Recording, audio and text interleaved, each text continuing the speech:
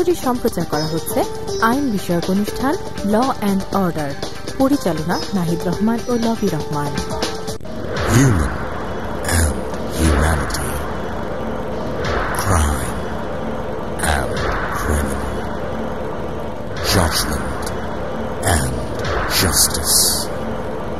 Law and order.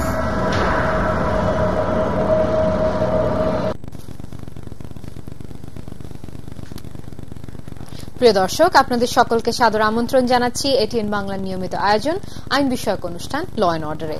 সাথে আছি আমি অ্যাডভোকেট মাশরুফা হোসেন। আমাদের আজকের আলোচনার বিষয় মুসলিম বিবাহ ও তালাক।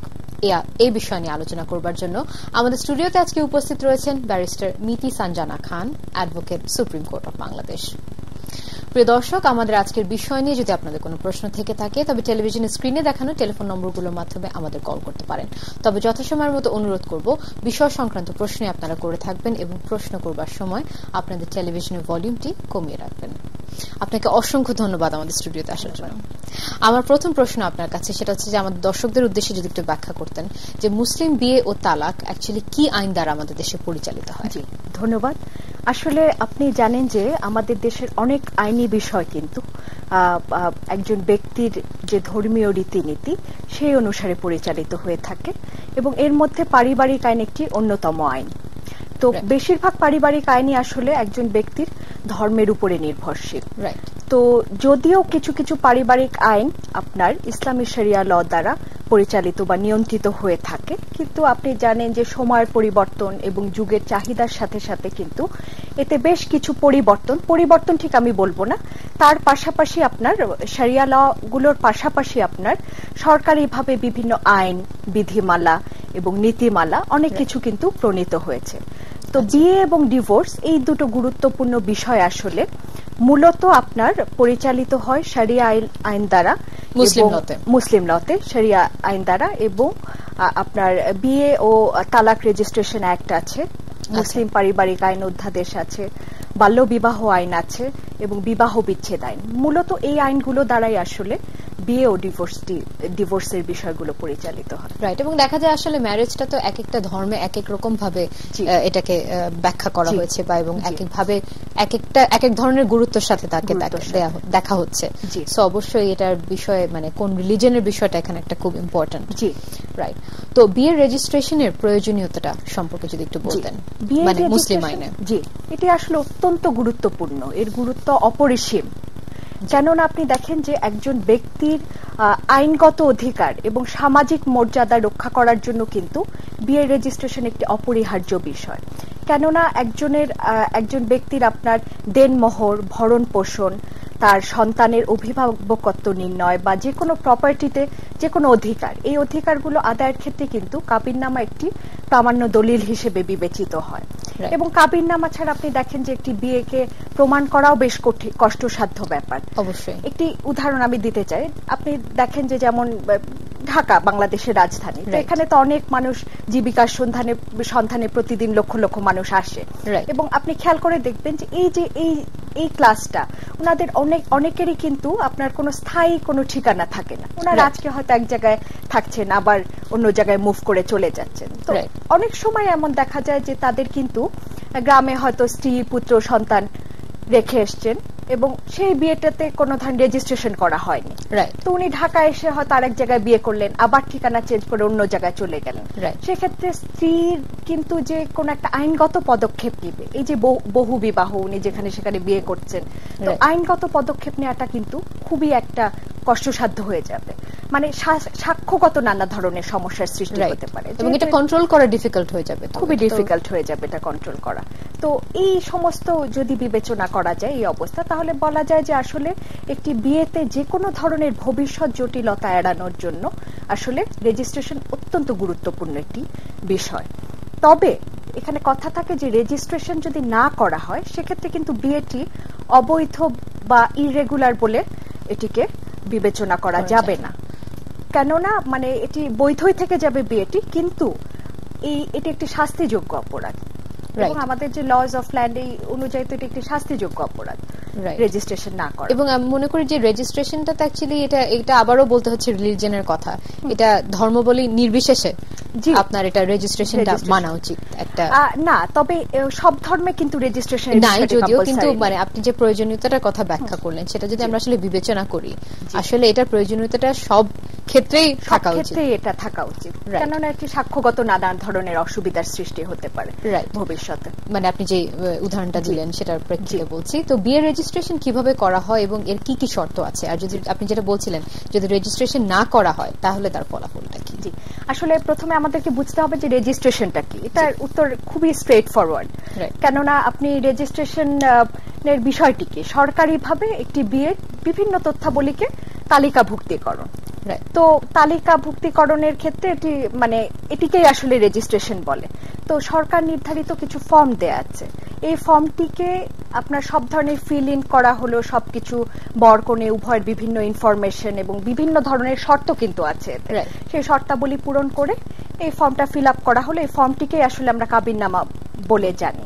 এবং আপনি জানেন যে একটি নির্দিষ্ট এলাকায় একজন লাইসেন্স প্রাপ্ত ব্যক্তি থাকেন, যিনি কিনা অত্র এলাকার যত বিয়ে হয় সব বিয়ে কিন্তু উনি তালিকাভুক্ত করেন, সরকারি খাতায় উনি সেগুলোকে অন্তর্ভুক্ত করেন এবং তার মাধ্যমেই রেজিস্ট্রেশনটি সম্পূর্ণ হয়। এবং এই ব্যক্তিকে আমরা আসলে জানি নিকা রেজিস্ট্রার বা কাজী হিসাবে উনি পরিচিত।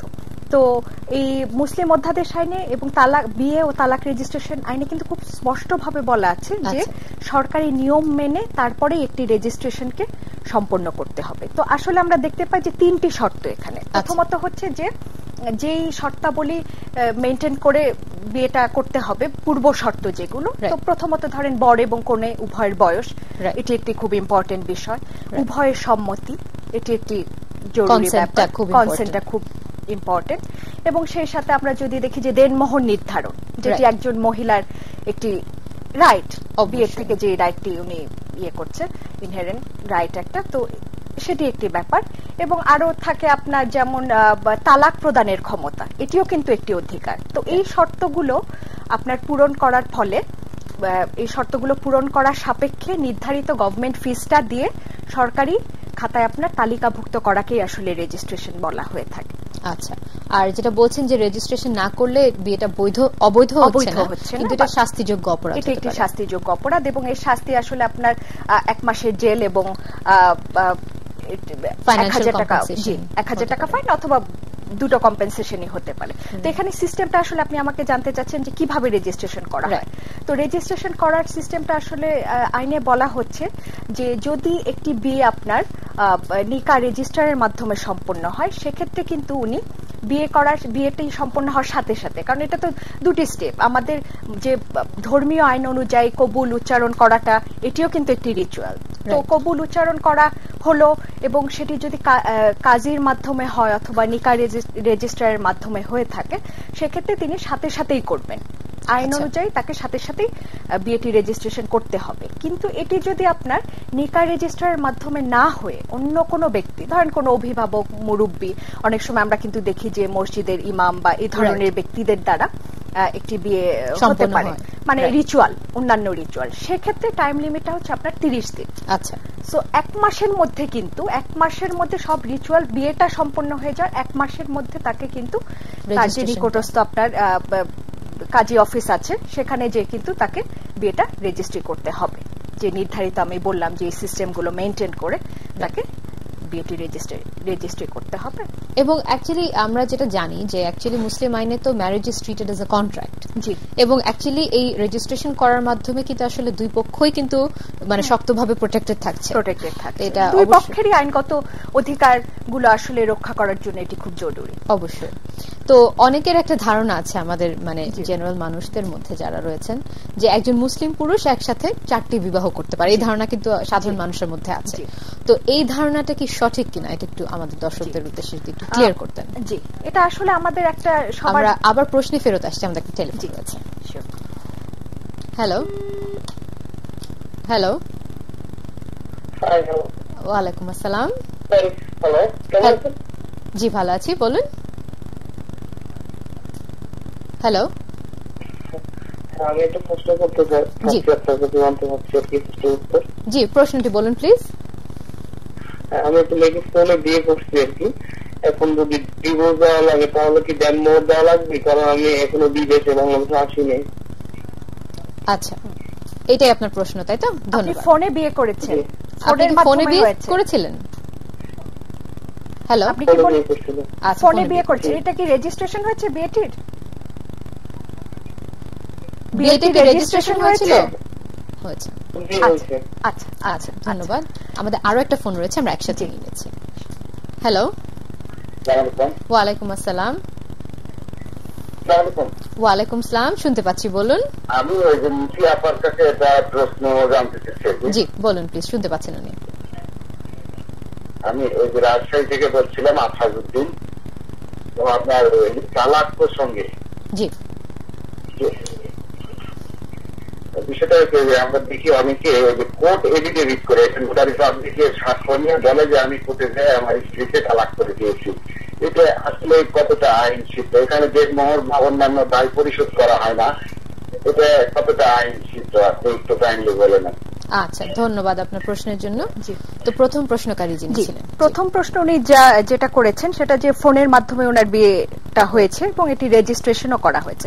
আপনারা তো জানেন যে এখন আসলে তথ্য প্রযুক্তির যুগে ফোনের মাধ্যমে, স্কাইপের মাধ্যমে বিয়ে, এটি তো আসলে কোনো হচ্ছে হরহামেশা, এবং এটি আসলে আইনগতভাবেও এতে কোনো বাধা নেই, কেননা এটি রেজিস্ট্রেশনের মাধ্যমেই হচ্ছে, একজন অন্যজনকে দেখতেও পাচ্ছে। এবং আপনি দেখেন যে অনেক আগে কিন্তু আপনার এই যখন স্কাইপ ছিল না বা ভিডিও কনফারেন্স এই ধরনের এই টেকনোলজি গুলো ছিল না, তখনও কিন্তু ফোনে বিয়ে হতো এবং সেটি বৈধ বিয়ে বলেই কিন্তু আসলে বিবেচিত হতো। তো ওনার প্রশ্ন হচ্ছে যে উনি এখন তালাক দিতে পারবেন কিনা, এবং এই তালাক দেওয়ার সময় ওনাকে দেনমোহরটা দিতে হবে কিনা। খুবই ইন্টারেস্টিং একটি ব্যাপার, কারণ দেনমোহর সম্পর্কিত আমাদের মানে পারিবারিক আইন সম্পর্কে আসলে অনেকের অনেক নানা রকম ভুল ধারণা, একটি দুটি নয়, অনেক ভ্রান্ত ধারণা আছে। তো দেনমোহরের সাথে আসলে তালাকের কোনো সম্পর্ক নেই, আপনি জানেন, কারণ দেনমোহর জিনিসটা আসলে বিয়ের সাথে রিলেটেড একটি কিন্তু অধিকার। দেনমোহরটা কি, যে এখানে একটি স্ত্রীর অধিকার, একটা প্রপার্টারি রাইট একটি স্ত্রীর। তো এখানে যেটা ব্যাপার যে দেনমোহর আসলে দুই ধরনের হয়, একটা হচ্ছে আপনার প্রম্পট ডাওয়ার এবং আরেকটি হচ্ছে যে আপনার ডেফার্ড। তো সেই ক্ষেত্রে উনি যদি আপনার প্রম্পট ডাওয়ার এটি যদি সেই সময় পরিশোধ করে না থাকেন বা আংশিকভাবে পরিশোধ করে থাকেন এবং বাকিটা ডেফার করে দিলেন, তো সেক্ষেত্রে ওনাকে আসলে মানে ডিভোর্সের সাথে কোনো সম্পর্ক নেই, ওনাকে দেনমোহরটা প্রদান করতেই হবে। রাইট, আমরা আশা করব আপনি আপনার প্রশ্নের উত্তর পেয়ে গেছেন। আপনাকে দেনমোহরটা পরিশোধ করতেই হবে, কিন্তু উনি বলেছেন উনি কোনো কারণে দেশের বাইরে আছে, যদি সেটা সেরকম হয়ে থাকে সেটা উনি রিঅ্যারেঞ্জ করতে পারেন। অবশ্যই না, দেশের বাইরে যদি ওনার কেউ থাকে, এটি তো আসলে কে দেশের বাইরে, মানে উনি দেশের বাইরে আছেন বলছেন। হ্যাঁ, উনি যদি দেশের বাইরে থাকেন তাহলে উনি কিন্তু পাওয়ার অফ অ্যাটর্নি প্রদানের মাধ্যমে সেখান থেকে ওখানকার যে আপনার দূতাবাস আছে সেখান থেকে উনি যদি এটি অ্যাটেস্টেশনের মাধ্যমে বাংলাদেশে পাঠান এবং মিনিস্ট্রি অফ ফরেন অ্যাফেয়ার্স থেকে সেটিকে আবার অ্যাপ্রুভ করিয়ে পাওয়ার অফ অ্যাটর্নির মাধ্যমে উনি কিন্তু আসলে যে কোনো একজন রিপ্রেজেন্টেটিভকে আসলে নমিনেট করে এই কাজটি সম্পাদন করতে পারে। রাইট, আমাদের আরো একটা ফোন রয়েছে, তারপর আমরা আগের প্রশ্নে আসছি। হ্যালো, জি, তারপর আমাদের দ্বিতীয় প্রশ্নকারী ছিলেন, উনি বলছিলেন যে কোর্টের মাধ্যমে অনেক অ্যাফিডেভিট করে, নোটারি করে, উনি বলছেন যে অনেকে ক্লেম করে ডিভোর্স দিয়ে দিয়েছে এবং সে সময় তারা দেনমোহরটাকে ওয়েভ করতে চেষ্টা করে। তো সে ব্যাপারে উনি জানতে চাচ্ছিলেন যে এটা কতটা ভ্যালিড। আমি আসলে প্রথমেই বলেছি যে দেনমোহর এটা আসলে ওয়েভ করার মতো, মানে আনলেস স্ত্রী নিজের থেকে সেটাকে মওকুফ করে দেয় বা মাফ করে দেয়, সেক্ষেত্রে কিন্তু ওয়েভ করার কোনো সুযোগ নেই। এবং আপনি দেখেন যে এটা শুধু ডিভোর্সের ক্ষেত্রে না, ডিভোর্সের ক্ষেত্রে তো দেনমোহর উনি পেতে আসলে এন্টাইটেল। তাছাড়াও অনেক সময় যদি স্বামী মারা যায় সেক্ষেত্রেও কিন্তু একজন মহিলা তার যে প্রাপ্য দেনমোহর সেটি কিন্তু উনি পাবেন। এবং অনেক সময় এটাও দেখা যায় যে ওই মৃত ব্যক্তির যে সম্পত্তি সেখান থেকেও কিন্তু দেনমোহরের টাকাটা অ্যাডজাস্ট করে আসলে দেয়া হয়। রাইট, তো আমরা যে বিষয় নিয়ে আলোচনা করছিলাম যে অনেকের মধ্যে একটা ধারণা রয়েছে যে 4টা বিয়ে যে কোনো পুরুষ করতে পারে, সেই ধারণাটা কতটুকু ঠিক যদি একটু বলতেন। আসলে আমাদের যে ধর্মীয় আইন আছে সেখানে কিন্তু এটি আসলে কি যে বহু বিবাহ, একসাথে একাধিক স্ত্রী রাখা। তো একজন ধরেন বিয়ে করলো, বিয়ের পরে সে তালাক দিয়ে আবার পুনর্বিবাহ করা, সেটা কিন্তু এটার ভিতর পড়ছে না। সেটা হলে সে একাধিক যতবার ইচ্ছে সে বিয়ে করতে পারে, সেটা কোনো বিষয় না। কিন্তু একসাথে যখন একজন ব্যক্তি একাধিক স্ত্রী রাখতে চাচ্ছেন, সেটা কিছু শর্ত সাপেক্ষে। আমাদের যে মুসলিম পারিবারিক আইন অধ্যাদেশ আছে সেখানে কিছু শর্ত সাপেক্ষে সে কিন্তু এই বহুবিবাহ আসলে করতে পারেন। তো এক্ষেত্রে ব্যাপার যেটা সেটা হচ্ছে আপনার যে প্রথমত তার যে স্ত্রী বা স্ত্রীদ্বয় একাধিক যদি থেকে থাকে। আমরা আবার প্রশ্নে ফেরত আসার সময় আরো একটা ফোন রয়েছে। হ্যালো হ্যালো হ্যালো, আসসালামু আলাইকুম। জি শুনতে পাচ্ছি, বলুন আপনার প্রশ্নটি।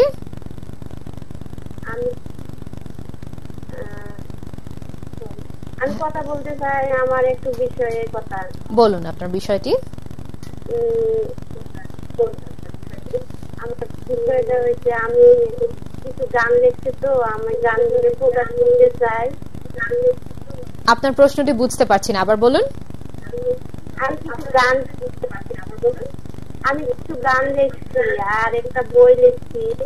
গার্মেন্টসে কাজ করেন আপনি? গার্মেন্টস, আচ্ছা তো বলুন। হ্যাঁ গার্মেন্টসে কাজ করেন। আচ্ছা হ্যাঁ, তারপর আমি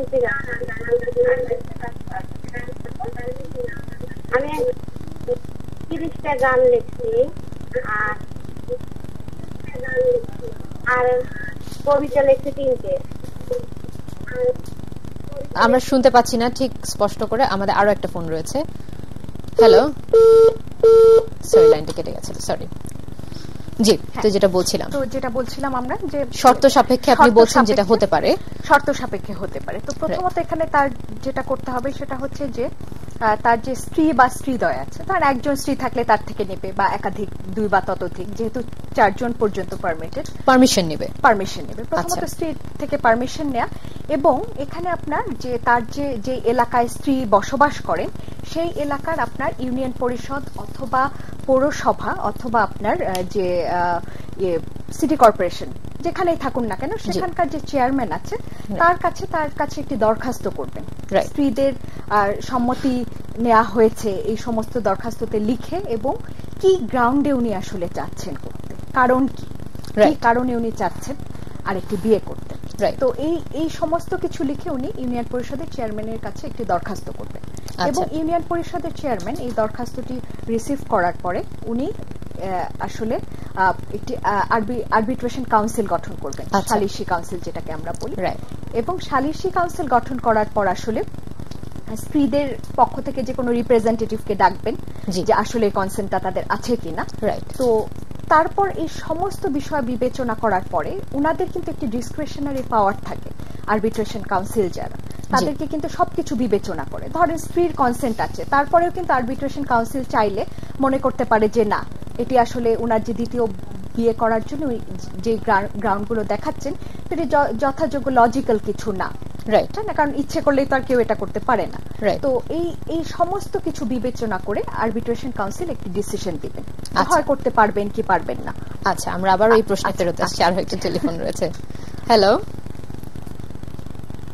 হ্যালো হ্যালো, ওয়ালাইকুম আসসালাম। জি ভালো আছি আল্লাহর রহমতে, বলুন প্লিজ। শুনতে পাচ্ছি, বলুন। আচ্ছা, আপনারা মোবাইলের বিয়ের বিষয়ে যে আলাপ করলেন, জি, এমন একটা বিয়ে হয়েছিল যে ছেলেটা বিদেশ থাকতো, এখন দেখেছিল, জি, এখন ওই যে ইন্টারনেট ছিল না, মোবাইলে বিয়ে হয়েছিল, জি। তখন বাড়িতে যাওয়ার পরে স্বামী স্ত্রী মিলেমিশে হচ্ছে শ্বশুর বাড়িতে, পরবর্তীতে মেয়েকে মানে তুলি মেলে আর কি, কয়েকদিন পরে তুলি মেলে, এর পরবর্তীতে মানে মেয়েটা মেয়েরা কিছুদিন বিয়েটাকে অস্বীকার করছে, এখানে কাবিল নামা হয়েছিল না। আচ্ছা, বুঝতে পারছি। এই বিষয়টা একটু জি, ধন্যবাদ আপনার প্রশ্নের জন্য। জি, উনি আসলে বোধহয় বলতে চাচ্ছেন যে মানে সে সময় স্কাইপ বা এই ধরনের কিছু ছিল না, ফোনের মাধ্যমে ওনার বিয়ে করেছেন এবং কোনো রেজিস্ট্রেশন আসলে হয় বা কোনো কাবিনও উনি বলছেন কাবিন হয়নি। তো কাবিনটা রেজিস্ট্রেশন না হলেই তো আর কাবিন পাওয়া যাচ্ছে না।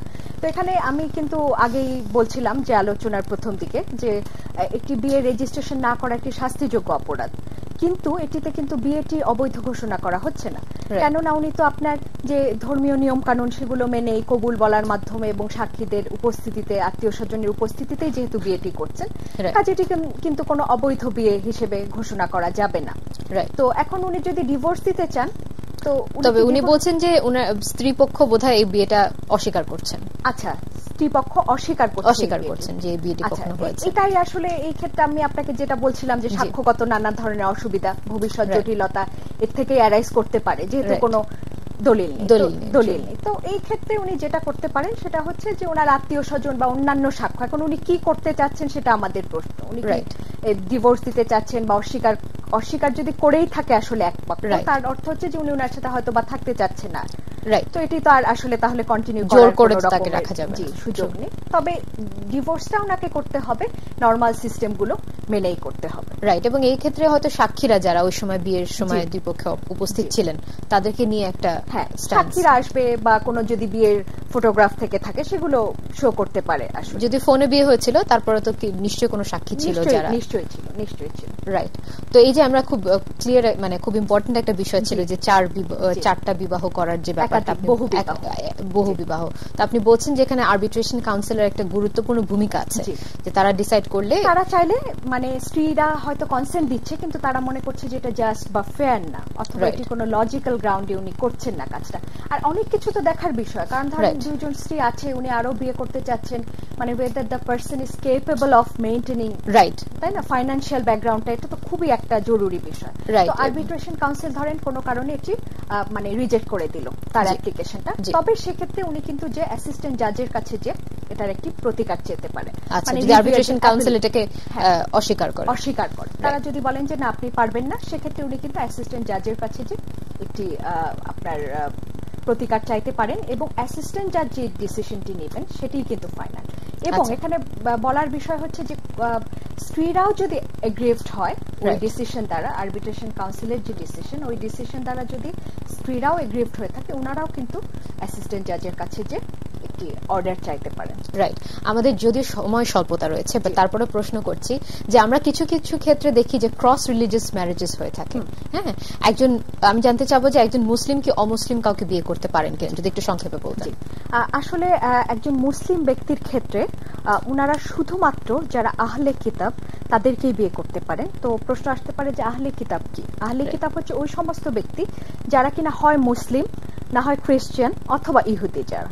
তো তার মানে শুধুমাত্র এই তিন ধর্মের ব্যক্তিকেই কিন্তু একজন মুসলিম পুরুষ, শুধুমাত্র পুরুষের ক্ষেত্রেই কিন্তু একজন নন মুসলিমকে বিয়ে করতে পারছেন, এবং সেটি হচ্ছে এই তিনজন, ইহুদি, খ্রিস্টান এবং আপনার মুসলিম।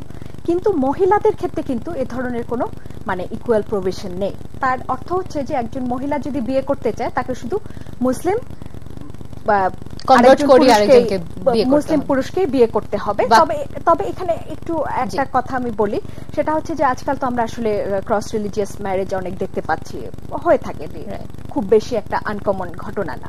তো যারা করতে চান আসলে তাদের ক্ষেত্রে যেটা করতে হবে সেটি হচ্ছে যে আপনার স্পেশাল ম্যারেজ অ্যাক্টের আন্ডারে যেসব প্রসিডিওর দেওয়া আছে সেগুলো মেনটেন করে ওনারা বিয়ে করতে পারেন। তবে এখানে একটি স্পেশাল ম্যারেজ অ্যাক্টের আন্ডারে তো আপনার তারাই আসবেন যারা ধরেন যে হিন্দু, তারপর শিখ এবং অন্যান্য ধর্মাবলম্বী যারা আছেন, যারা কিনা মূর্তির উপাসক বা মূর্তি পূজা করেন, ওই ধরনের। আমরা আসলে আরো অনেক ইন্টারেস্টিং একটা ডিসকাশনের মধ্যে ছিলাম, আরো অনেক প্রশ্ন ছিল, কিন্তু সময়ের একদম শেষ প্রান্তে চলে এসেছি। আপনাকে আবারও অসংখ্য ধন্যবাদ আমাদের স্টুডিওতে আসার জন্য। ধন্যবাদ। প্রিয় দর্শক, আশা করি আমাদের আজকের এই আলোচনার মাধ্যমে এই গুরুত্বপূর্ণ বিষয়টি নিয়ে আপনারা কিছুটা হলেও আলোকিত করতে পেরেছেন। এরকম আরো অনেক বিষয় নিয়ে ফিরে আসবো আপনাদের সামনে। দেখতে থাকুন ল অ্যান্ড অর্ডার। দেখা হবে আবারও।